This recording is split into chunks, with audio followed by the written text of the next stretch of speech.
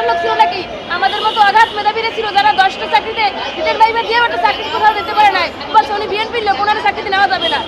এবং আমরা সেই 19 সাল থেকে প্রাণী সম্পদের সেবায় নিয়োজিত ছিলাম। এই 26 সাল পর্যন্ত আমরা মাঠে ঘাটে দিন রাত অগাধ পরিশ্রম করছি। প্রাণী সম্পদ আমার পরিবার। এই দেশের প্রাণী সম্পদ যদি না থাকে এই দেশটা অচল হয়ে যাবে। প্রাণী সম্পদের ডিজিটাল উন্নয়ন করতে হইলে আমাদের মতো দক্ষ এলএসপি সরকার হারাইলে প্রাণী সম্পদ আগাতে পারবে না। যেমন আপনার ভ্যাকসিন, কৃমিনাশক, সময় মতো টিকা প্রদান সব কিছুই তো আমরা করছি। আপনার ইয়েলো তো আর সবারই চেনে না, বিএস তো সবাই চেনবে না, সব খামারই তাদের চেনে না। আগে তো মানুষ জানতোই না যে প্রাণী সম্পদ একটা অফিস। আমাদের মাধ্যমে প্রাণী সম্পদ অনেক এগিয়ে গেছে। ইয়েলো বিএস আমরা নিয়ে যাই খামারির বাড়িতে এবং আমরা চাই এই দক্ষ জনবল যেন এই প্রাণী সম্পদ না হারায়। এখন কারণ তো বলতে পারবো না। আমরা আশাবাদী ছিলাম যে বর্তমানে নতুন যে সরকার আসবে এর আগে তো আপনার দীর্ঘ 17 বছরে আমরা শুধু প্রকল্পই দেখছি, ওরকম রেভিনিউর কোনো নিয়োগ, রাজস্ব নিয়োগ আসতোই না। আমরা আশাবাদী ছিলাম যে সরকার পরিবর্তন হইলে, বিএনপি সরকার আসলে আমাদের এই প্রকল্পটা স্থায়ীকরণ করবে, কিন্তু প্রকল্প না করুন। ইউনিয়ন ভিত্তিক একজন স্থায়ী কর্মসংস্থানের লোক লাগে, প্রত্যেকটা ইউনিয়নে একজন দক্ষ কর্মী লাগে। আমাদের তো প্রকল্প অনেক টাকা ছিল, 4,500 কোটি টাকার প্রজেক্ট ছিল।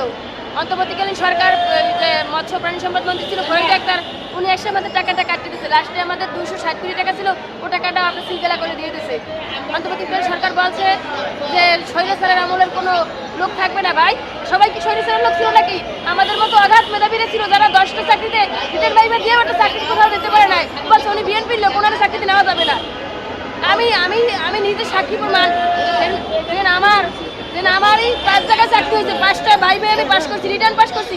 আমি কোথাও জয়েন করতে পারি নাই, বাধ্য হয়ে সেই 5,000 টাকার প্রকল্পে আমি চাকরি দিয়েছিলাম। তাও আশাবাদী ছিলাম যে একদিন না একদিন তো আমাদের সরকার আসবে, একটা ভালো কিছু আমাদের জন্য হবে। কিন্তু সেখানে এসেও তো আজ বয়স শেষ।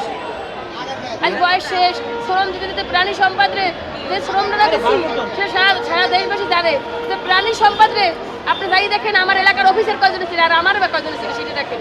এটা এই সরকারের আমলে আমি শুনি নাই, তবে অন্তর্বর্তী সরকারের আমলে শুনছি যে স্বৈরাচারের দোষর কোনো অফিসে থাকবে না। ভাই, সবাই যে স্বৈরাচারের দোষর না, তাহলে তো আমরা দেশ ছেড়ে ইন্ডিয়া যাইতাম। মাননীয় প্রধানমন্ত্রী জনাব তারেক রহমানের কাছে আমাদের একটাই প্রাণের দাবি, যেন প্রাণী সম্পদের বাইরে থাকার সুযোগ দেয়, কিচ্ছু লাগবে না।